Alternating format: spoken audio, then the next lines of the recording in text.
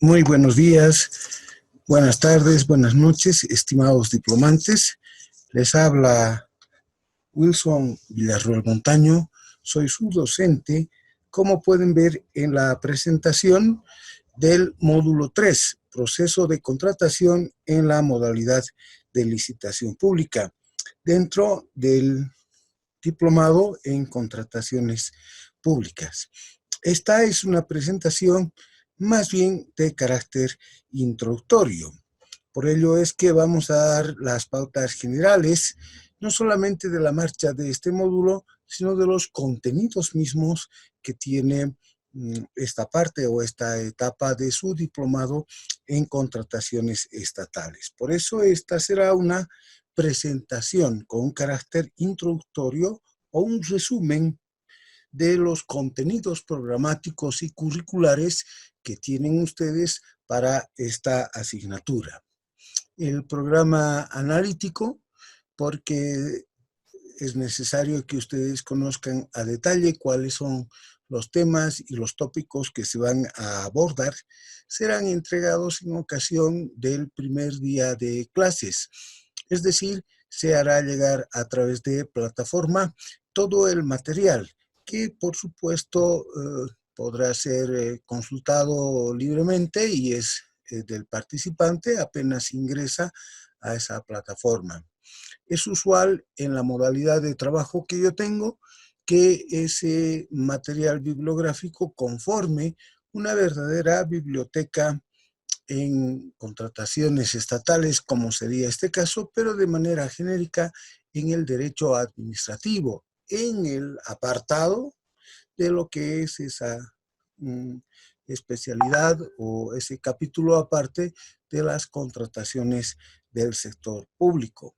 Por tanto, se les hará llegar un link para que ustedes puedan bajar toda esa biblioteca que, dada la magnitud que tiene alrededor de medio giga, eso no se puede enviar desde luego por correo electrónico o peor todavía en la mensajería WhatsApp, que es la que nosotros tenemos.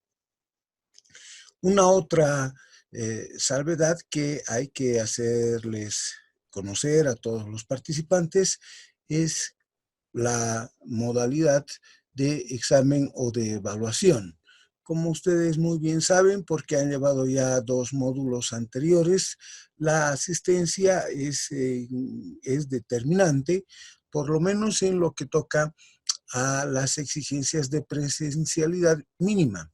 En otras palabras, siendo este un programa en que hay semipresencialidad, al menos se debe haber acumulado o alcanzado un 70% en la presencia, inclusive, ¿no?, si esta es meramente virtual. De hecho, las circunstancias que ustedes muy bien conocen nos imponen limitaciones en lo que hace a la presencia física en un ambiente cerrado donde de manera tradicional se venían celebrando, ¿no?, las actividades académicas y se venían impartiendo las clases. Entonces, de entrada, esa exigencia que es de carácter administrativo implica, por supuesto, ¿no?, el que se pueda o no se pueda abrir a la evaluación. Lo que yo suelo hacer es, con independencia de alguna actividad curricular de carácter práctico, puede ser la investigación sobre un tema que no requiere mayores formalidades, lo que sí se precisa es absolver un cuestionario a la conclusión del módulo en el que se presenta un caso hipotético, se hacen unas 2 o 3 preguntas de razonamiento y en la intención de aplicar, ¿no?, las destrezas conceptuales que se han desarrollado en esta asignatura para de esa manera tener una base para la evaluación, que es la que en definitiva supone la promoción al siguiente módulo o a la siguiente asignatura.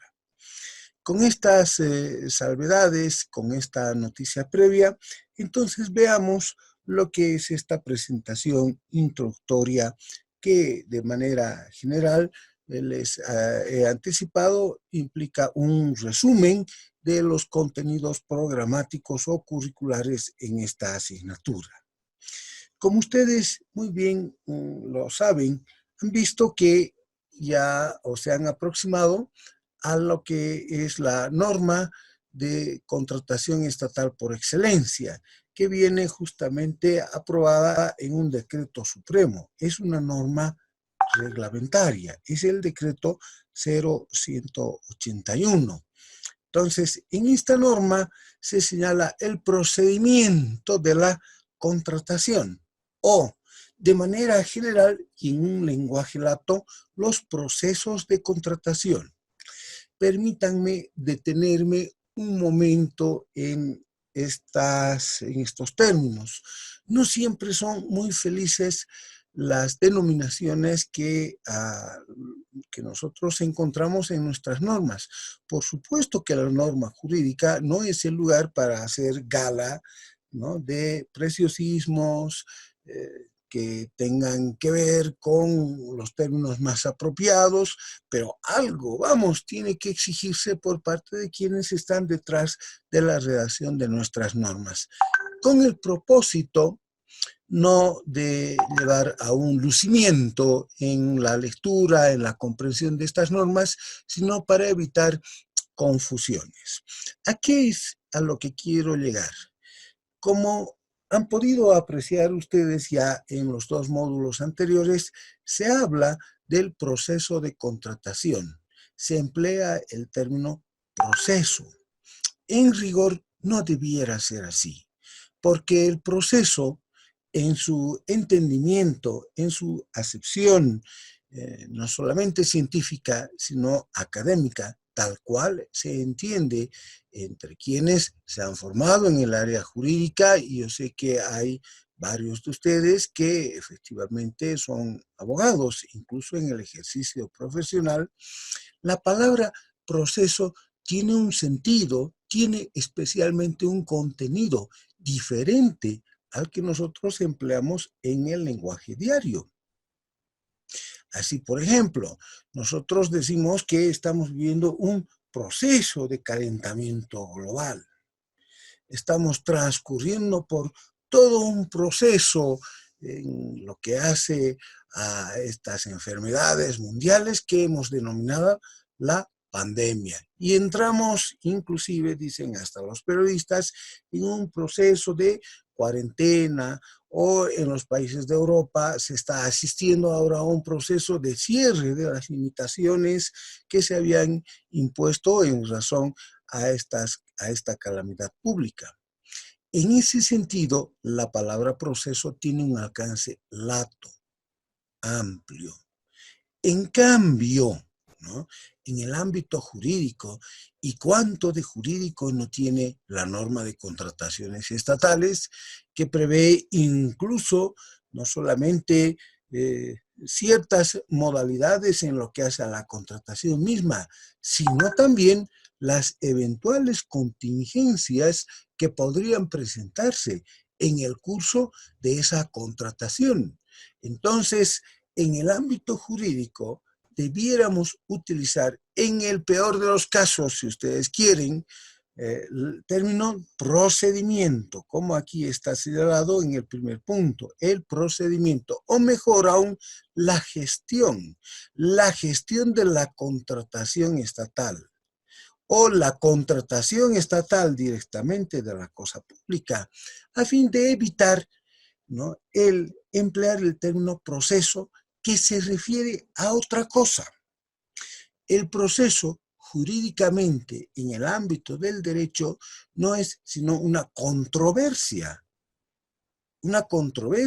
entre quienes aspiran a que se les reconozca un derecho subjetivo, es decir, que se les dé la razón en ese conflicto intersubjetivo entre quienes debaten. Ejemplo, ¿no? Si alguien dice esto es lo mío y hay una otra persona que también aduce titularidad, entonces entre ellos se ha entablado una controversia sobre el derecho de propiedad. Y esta controversia, este conflicto de derechos, tiene que ser resuelto, ¿no?, en la vía judicial, ante una autoridad jurisdiccional. Entonces, el proceso en su acepción exacta, precisa, técnica, supone un conflicto, una controversia a ser resuelta, aunque no únicamente, pero preferentemente ante una autoridad judicial. Nada de eso se presenta, desde luego, en lo que hace a la contratación estatal, cuando nosotros vemos que hay que seguir ciertos pasos, hay que cumplir con ciertas actividades, hay que abrir y cerrar ciertos ciclos, ciertas etapas en lo que es la contratación estatal. Entonces, de aquí en más, reservemos, aunque en más de algún caso vamos a leer en la norma la referencia a proceso, reservemos el término para ese otro entendimiento. Posiblemente esta primera dificultad de carácter semántico, terminológico que aquí encontramos, se deba a que en la redacción de las normas no siempre intervienen personas con formación jurídica. Las más de las veces, en estos ámbitos tan específicos y técnicos como son la gestión de las contrataciones estatales, están economistas, están auditores, y bueno, a ellos no se les puede exigir que tengan el rigor que sí debiera pedírsele, tenga a la hora de la redacción, nada menos que de una norma tan importante como es la de las contrataciones estatales, distinguiendo lo que es el proceso, tal como se les ha explicado hace unos instantes, de lo que son los procedimientos, o mejor aún, la gestión de la cosa pública en materia de contrataciones estatales. Pues bien, volviendo ahora ya a nuestro tema, a esta suerte de introducción, que de todas maneras ustedes ya la han visto en los dos módulos precedentes, el decreto 0181 no es sino una norma reglamentaria que recoge esto, las normas básicas, aquellas que son sustentantes, que son fundantes de uno de los 8 sistemas que tenemos en la ley SAFCO. Esa ley SAFCO es la ley del control gubernamental, fiscal, en fin, tiene un nombre, una denominación bastante larga, pero nosotros la conocemos, ¿no?, como la ley SAFCO. Y uno de los 8 sistemas o subsistemas, dependiendo de cuán amplia sea la perspectiva del tema que estamos abordando, es precisamente el sistema de administración de bienes y servicios. Entonces, dicho en términos más llanos, el sistema de administración de bienes y servicios contempla la contratación estatal. Desde luego que este sistema viene a regir otras actividades, otras tareas, otros cometidos que se cumplen en sede administrativa. Por ejemplo, la disposición de bienes. ¿Qué vamos a hacer con un bien que ya no es de utilidad para ese ente estatal? Entonces, hay procedimientos, hay actividades previstas para esa gestión de la cosa pública y que están contenidas en estas normas básicas. Así como hay normas básicas para el sistema de administración de bienes y servicios que contempla como uno de sus capítulos, quizás el más importante o el de mayor relevancia, el de la contratación estatal, habrán otras normas básicas. Las normas básicas para por ejemplo, la administración del personal. Ese es un tema que ha de revestir en los próximos meses e incluso en el siguiente tiempo, una vez que alcancemos a regularizar la institucionalidad de nuestro país, un lugar preferente en la agenda política y en la agenda institucional. Muchos de ustedes son funcionarios, servidores públicos, y necesitan tener un régimen jurídico en el que estén claramente establecidas las características, y no solamente ellos, sino los derechos y las los deberes a los que se reatan cuando entran justamente a ser partícipes de la tarea estatal tan específica cual es la función administrativa. Pues bien, volviendo a lo nuestro, este decreto, que es el que ha aprobado las normas básicas y que contiene la gestión de la contratación estatal, es una de las normas más amplias en materia administrativa. Tiene numerosas disposiciones, hay 236 artículos. Fíjense ustedes que inclusive es un número tan notable de disposiciones, artículos, 236 artículos, así como otras disposiciones adicionales o complementarias que se asemejan grandemente, inclusive a lo que es el contenido de una ley específica o hasta de un código. Entonces, solamente por la extensión, por el número de disposiciones, vemos que las normas básicas del sistema de administración de bienes y servicios que contiene el capítulo de la contratación estatal es uno de los mayores que tenemos en nuestro sistema jurídico. Permítanme una otra digresión. En el lenguaje común, nosotros hacemos conocer cuando tenemos la referencia normativa específica que tal o cual artículo dentro de esta ley o de este otro reglamento, en fin, ¿no? Implica que en nuestro ordenamiento jurídico, así decimos, ¿no? Está permitido hacer esto o está prohibido hacer esto otro. Entonces, empleamos la denominación de ordenamiento jurídico. Ese es el lenguaje común. Ese es el lenguaje que inclusive, ¿no?, nos van a entender nuestras autoridades y desde luego, ¿no?, los jueces y hasta el ciudadano de a pie.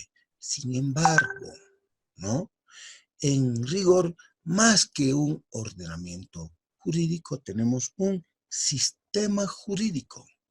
De ahí es que también en homenaje a que nosotros estamos en un curso de posgraduados universitarios, nosotros debemos tener mayor solvencia terminológica en el empleo de las voces que son propias de nuestra materia.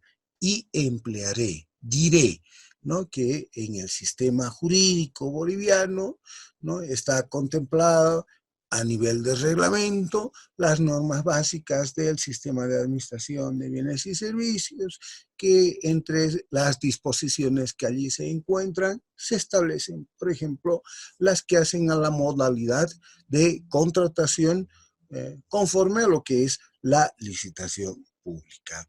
Entonces, fíjense ustedes cómo, ¿no?, cada disciplina, y en este caso es la ciencia del derecho, cuando hace referencia a aquellos elementos que hacen a su dinámica, tiene un lenguaje muy propio, un lenguaje propio que debemos respetar.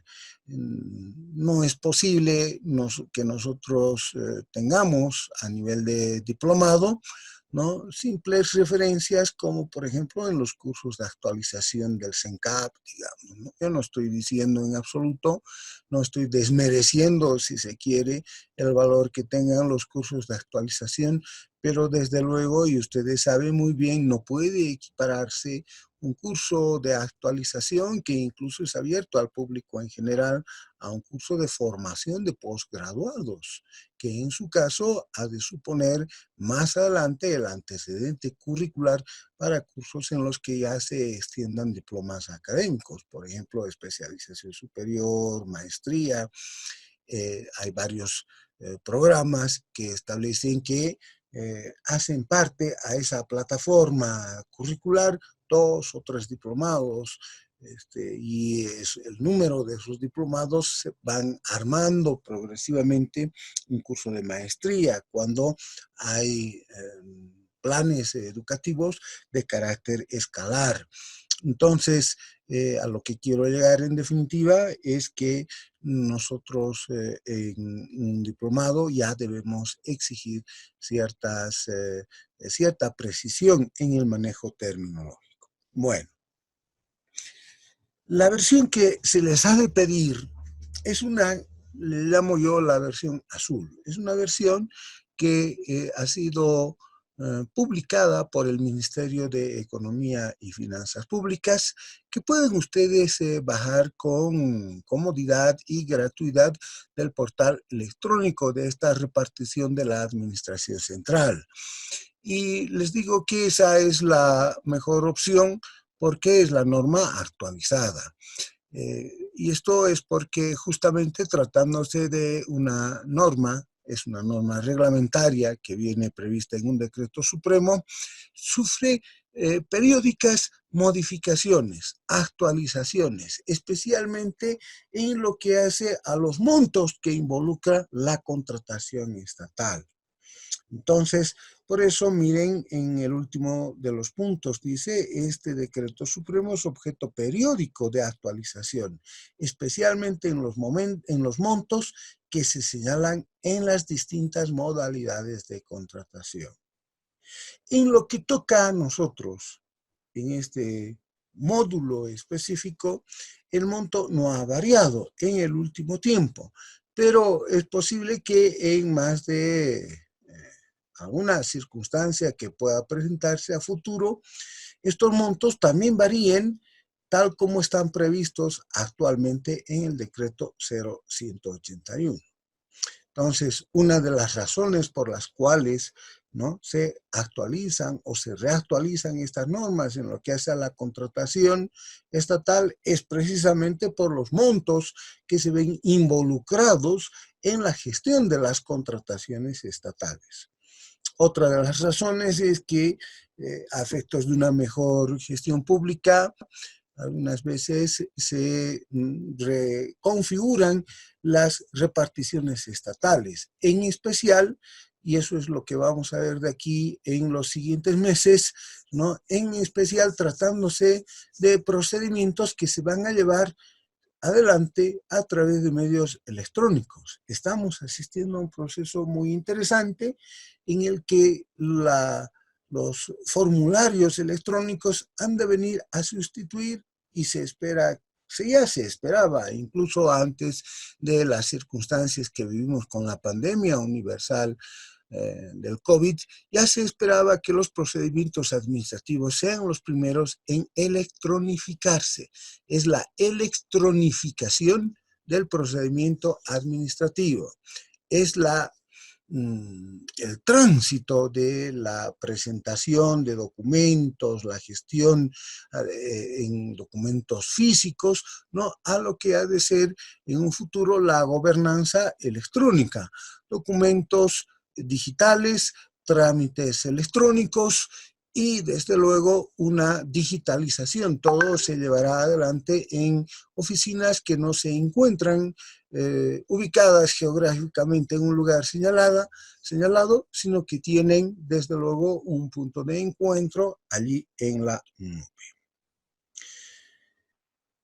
Otra de las preguntas que nosotros debemos hacernos a tiempo de la contratación estatal y específicamente para estar atentos a las eventuales contingencias en lo que hace a la licitación pública es preguntarnos quiénes pueden contratar con el Estado y en su caso bajo la modalidad que es de suyo la más amplia, la más compleja en cuanto a que hay varios elementos, varios factores que debemos considerar y no únicamente algunos, y por eso la complejidad. ¿Quiénes son los que pueden contratar con el sector o en el sector público?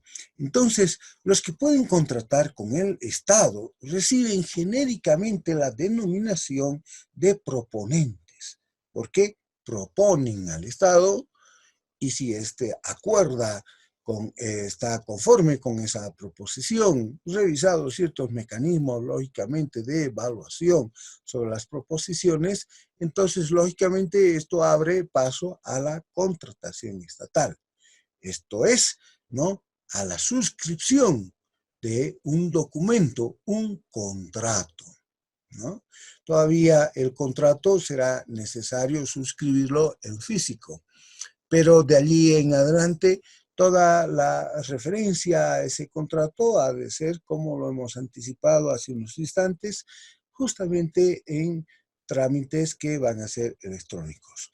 Bueno, pues el punto es que también son oferentes, denominados oferentes porque ofertan algo al Estado, o finalmente cuando son favorecidos, pongo aquí con la adjudicación, es decir, han resultado victoriosos en todo un procedimiento de evaluación, entonces contratan con el Estado. La denominación que reciben entonces es la de contratistas. Sobre este particular, yo dejo abierta la posibilidad que volvamos en un futuro, no en este módulo, es posible que en otro módulo, algunas veces, en algunas versiones de este diplomado, yo he participado también en algún otro módulo en el que he tenido oportunidad de hacer la aclaración de cuál debiera ser la denominación correcta. Pero bueno, entre tanto llegue ese momento, diremos que quienes contratan con el Estado, entonces, son llamados contratistas. El Estado es el ente contratante, el proponente oferente que ha sido adjudicado, ¿no?, con el contrato, recibirá el nombre de contratista. Y bueno, son entonces eventuales contratistas tanto las personas naturales o físicas, como somos nosotros, como las personas jurídicas. Es decir, el ser humano desde un principio ha buscado asociarse con sus iguales para poder sumar sinérgicamente esfuerzos.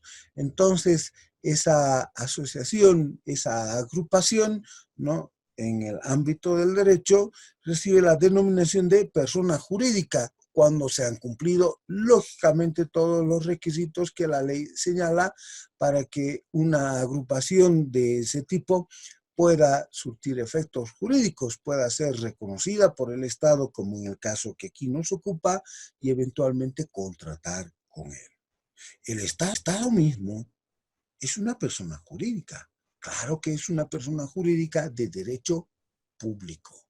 Quienes vendrán a ofrecer servicios oferentes, a proponer, ¿no?, digamos, el suministro de material de escritorio con destino a las oficinas del Gobierno Autónomo Municipal de La Paz. Estamos en otro nivel de gobierno, un nivel de gobierno subnacional, ¿no? Son las más de las veces personas jurídicas, ¿no? Si están en el ámbito comercial, serán sociedades comerciales, una sociedad anónima, una sociedad de responsabilidad limitada, en fin. Dice aquí micro y pequeñas empresas. Cuando no han alcanzado a conformar una sociedad en las previsiones que tenemos en la actual legislación mercantil, cuál es el Código de Comercio, hablamos todavía de empresas. Una empresa, entonces, no es sino una plataforma material, ¿no?, en la que se desenvuelve una actividad que involucra a dos o más personas naturales que están uniendo esfuerzos en un propósito común. Por ejemplo, ¿no?, podríamos tener una maestranza, ¿no? Entonces, o una carpintería, ¿no?, una actividad artesanal que está en muchos casos en tránsito a conformar una sociedad comercial.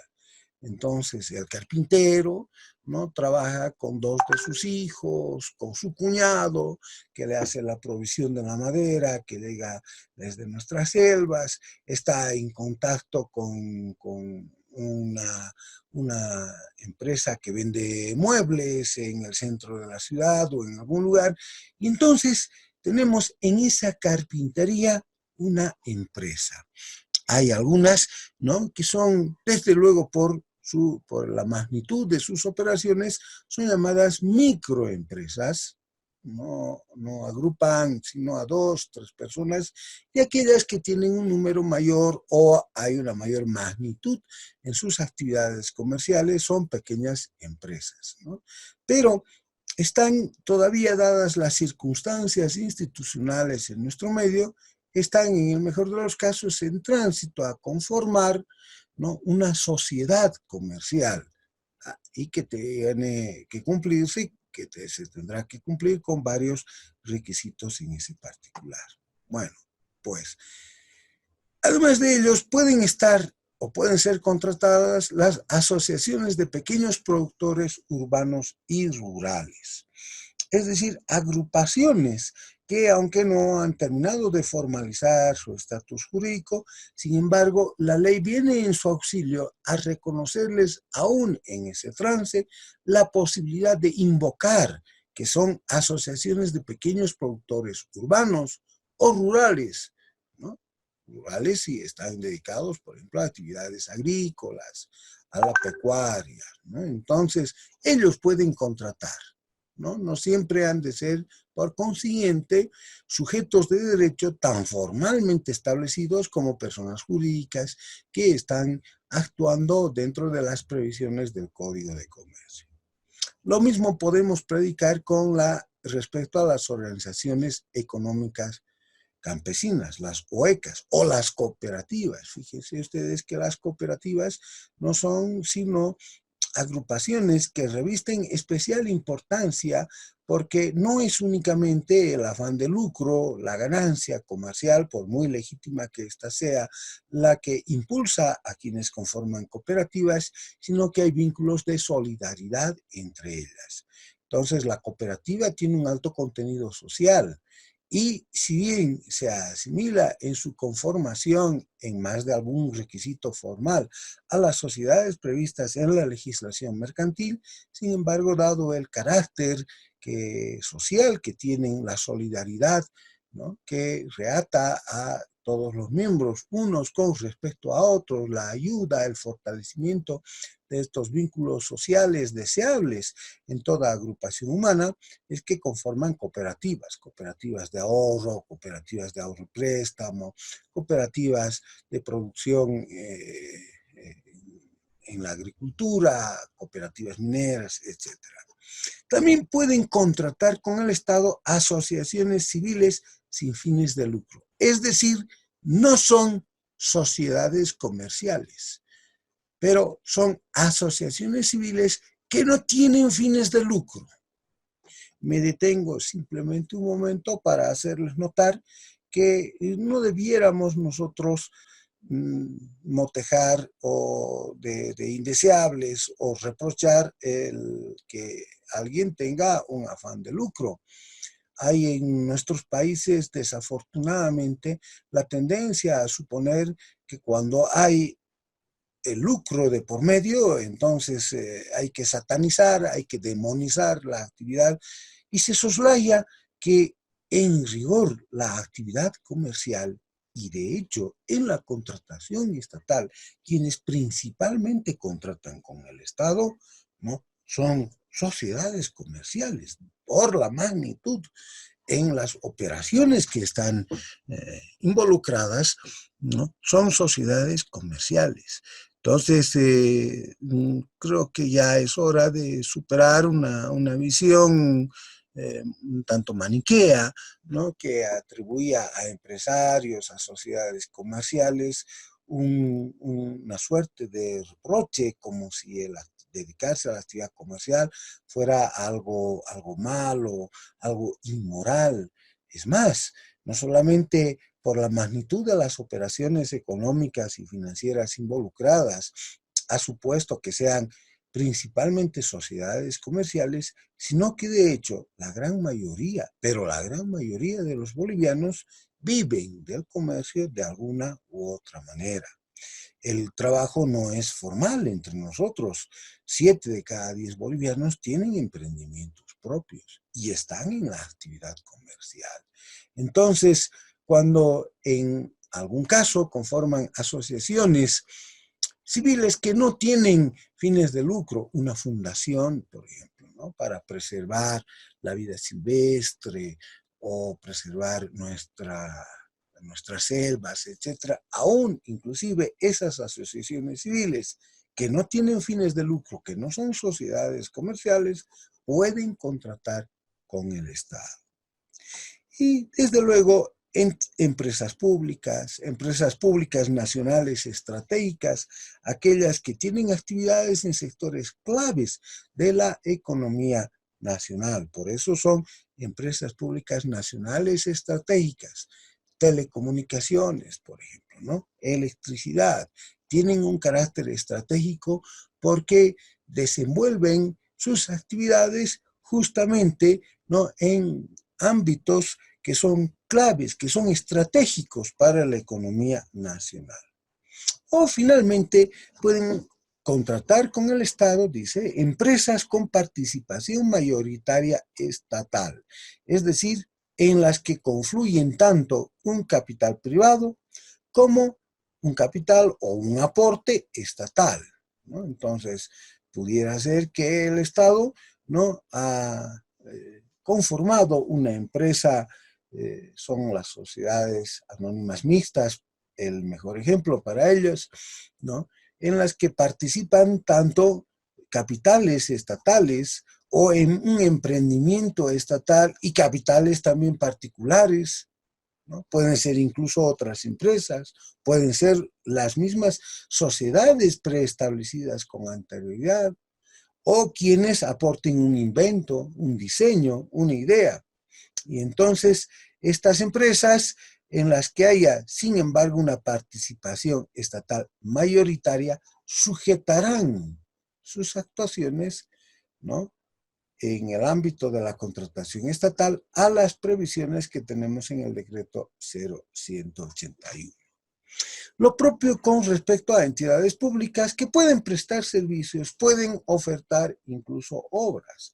Hay agencias estatales que pueden o tienen prevista en su conformación la posibilidad de prestar servicios. Ejemplo, digamos, ¿no?, el Instituto Geográfico Militar puede prestar servicios y ser objeto de un contrato con alguna otra entidad estatal, asumirá el carácter de un contratista. Y fíjense que ese Instituto Geográfico Militar es una entidad estatal, pero que sin embargo puede prestar servicios u ofertar obras. Entonces, realizar, ¿no?, un estudio geográfico especializado, la medición de ciertas áreas en la superficie terrestre, con ayuda, digamos, de instrumentos satelitales. Entonces, eso lo puede hacer el Instituto Geográfico Militar y desde luego, ¿no?, asumirá el carácter de un contratista cuando logre, ¿no?, ser adjudicado con el suministro o la provisión de un bien o de alguna obra. Ahora, ¿quiénes pueden contratar en una licitación pública? Todas las anteriores, al menos técnicamente, todas estas entonces pueden contratar en una licitación pública. Pero fijémonos que, y conforme lo vamos a ver más adelante, la licitación pública supone montos más altos, de 1.000.001 bolivianos en adelante. Es decir, bajo las anteriores modalidades se puede contratar hasta un monto inmediatamente inferior, pero a partir de 1.000.001, entonces los contratos ya deben ser realizados bajo la modalidad de licitación pública. Entonces, técnicamente, teóricamente, todas ellas. Ahora, por supuesto que habrán algunas que incluso dentro de este listado puede haber alguna cooperativa que, dado el número de sus componentes, la magnitud de las operaciones que tiene, se anime a presentarse a una licitación pública. Hay una cooperativa de ahorro préstamo que es bastante grande y que incluso ya tiene actividades financieras en el oriente boliviano, ¿no? San Juan Nazareno, creo que es así. Así como habrán otras asociaciones, digamos, de pequeños productores, o pueden coaligarse varias asociaciones y en la sinergia de sus esfuerzos patrimoniales presentarse a una contratación bajo la modalidad de licitación pública. En las licitaciones públicas, sin embargo, como aquí está señalado, el eventual problema de aplicación de las previsiones que nosotros tenemos en nuestra norma está en ocasión de las personas jurídicas con una conformación no prevista en nuestro sistema jurídico. Me explico mejor. Resulta que, ejemplo, en el Código de Comercio nosotros tenemos un listado de sociedades comerciales y ese listado no necesariamente ha de corresponderse con el que se tenga en la legislación comercial o mercantil de otro país, sin ir más lejos, el Perú o la Argentina o en España. Entonces, en esas legislaciones, en esos sistemas jurídicos, quizás ya se han previsto otras figuras asociativas que nosotros no hemos conocido, aunque estamos en tránsito, dada la globalización de nuestras instituciones jurídicas, de incorporar estas figuras novedosas, estos fenómenos asociativos que pueden parecernos un tanto extraños. Por ejemplo, en España hay sociedades anónimas unipersonales, ¿no? Nosotros hemos avanzado en ese sentido en la posibilidad de reconocer a una persona natural el que pueda conformar, ¿no?, una empresa unipersonal. Entonces, es un ente diferente a la persona física, ¿no?